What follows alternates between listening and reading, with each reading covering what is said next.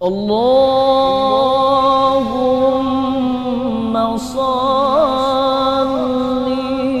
wa sallim ala nuril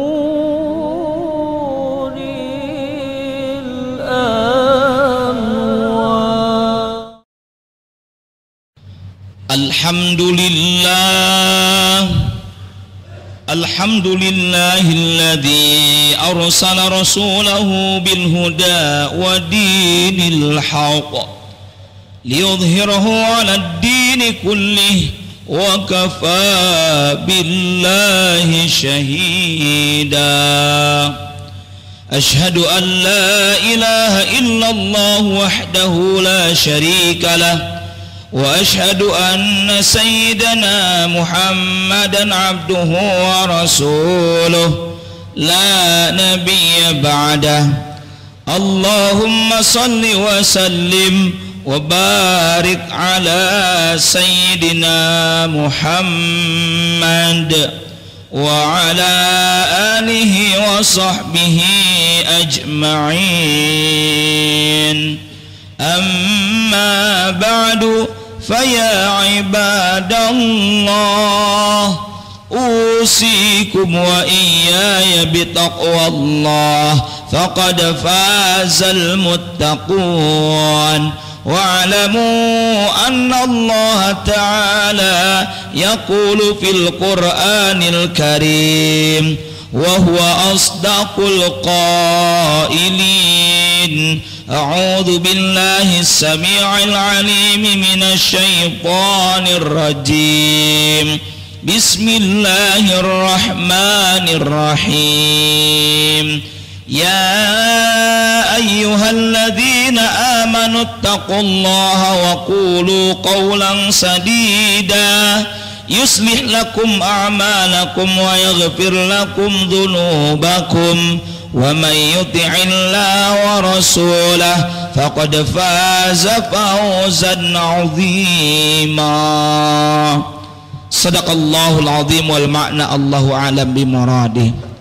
Ma'asyiral muslimin wa zumratal mu'minin, jamaah sidang Jumat yang hadir di Masjid Baitur Ridwan maupun pendengar RRI Bogor di mana saja Anda berada, yang mudah-mudahan senantiasa ada dalam rahmat dan ridha Allah Subhanahu wa taala.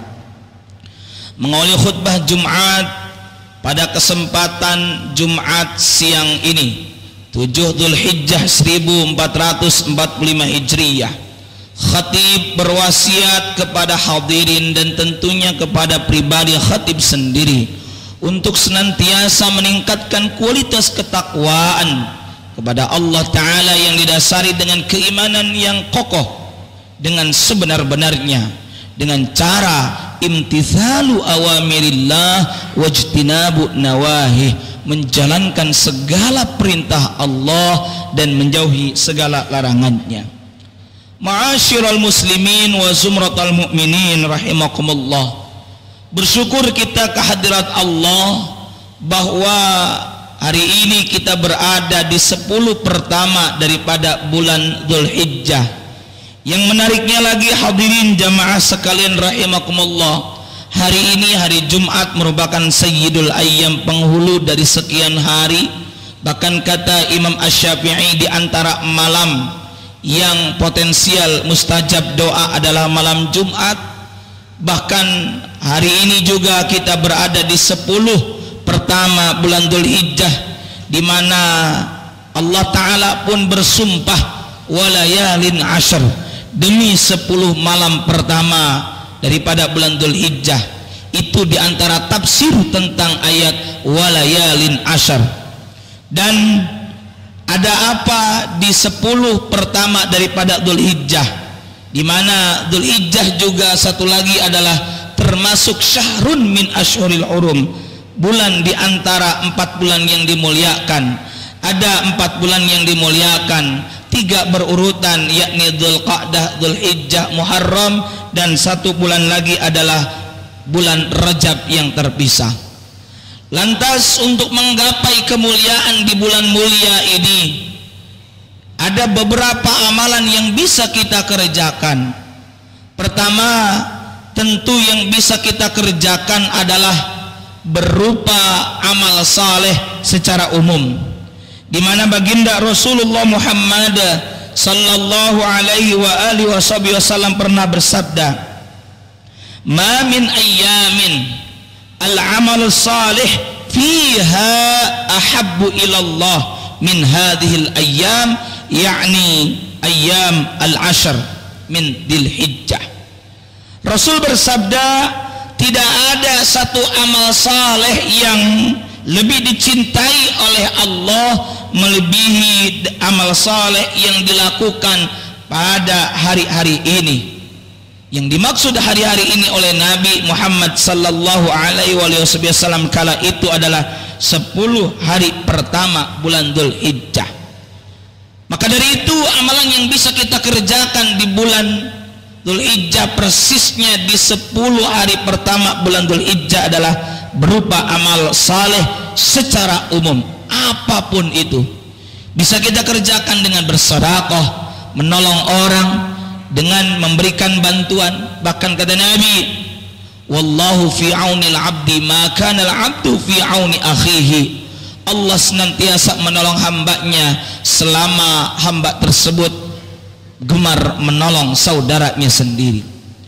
Yang kedua, hadirin, amalan apa yang bisa kita kerjakan di 10 pertama bulan Dzulhijjah adalah dengan berpuasa. Tentu yang dimaksud adalah puasa sunnah. Tapi jika di antara kita, para ibu, para istri, anak-anak perempuan yang Ramadan kemarin memiliki utang qada puasa Ramadan, juga bisa mengerjakannya, memanfaatkan momen bulan mulia ini. Namun tentunya puasa tersebut diniatkan adalah puasa qada, dan insya Allah karena bertepatan di bulan yang mulia ini akan mendapatkan keutamaan puasa di bulan mulia pula. Utamanya lagi yang bisa kita kerjakan adalah puasa hari Arafah. Dan puasa hari Arafah ini telah Nabi kerjakan jauh sebelum disyariatkan ibadah haji kepada umat Islam. Nabi sejak tahun kedua bulan Hijriyah, yakni tahun kedua Nabi berada di kota Madinah Al-Munawwarah, Nabi sudah mengerjakan puasa sunnah hari Arafah sebelum adanya pelaksanaan wukuf di padang Arafah. Karenanya Nabi pun menggunakan redaksi yang cukup menarik, saum yaumi Arafah.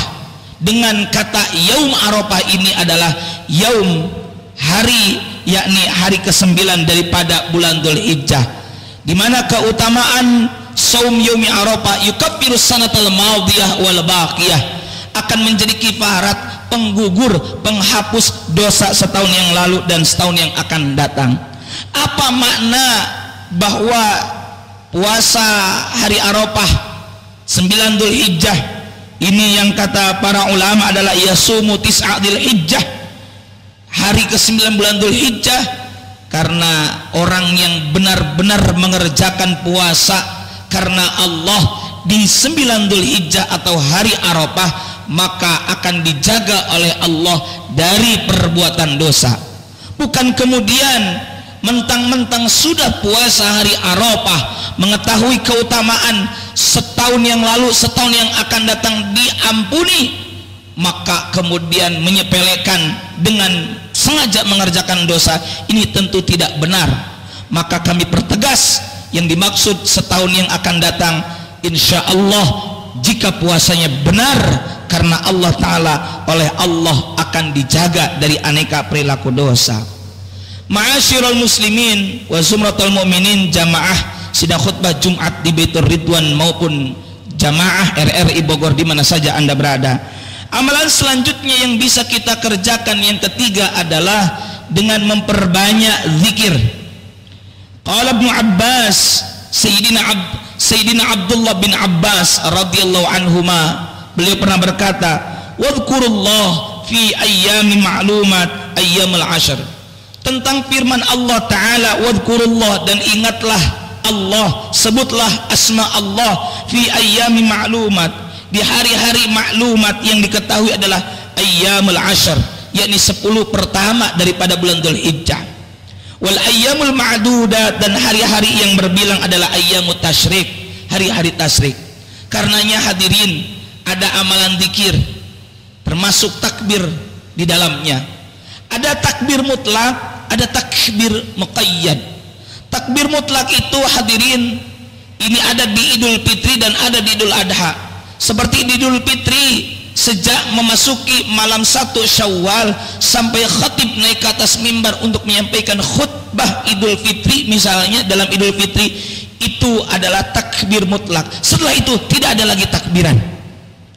Dalam takbir Idul Adha pun sama. Bahkan dari sejak sekarang kita boleh zikir. Dan satu lagi ada yang disebut dengan takbir muqayyad, yakni takbir yang terikat oleh waktu. Sejak kapan? Bagi kita di tanah air yang sudah jelas diumumkan oleh pemerintah, insya Allah 9 Dzulhijjah adalah hari Ahad bertepatan dengan 16 Juni 2024 miladiyah. Maka takbir muqayyad adalah takbir yang terikat oleh waktu pelaksanaan sholat. Sejak subuh hari Arafah, sejak subuh 9 Dzulhijjah kita bertakbir setelah sholat sebelum wirid seperti biasanya.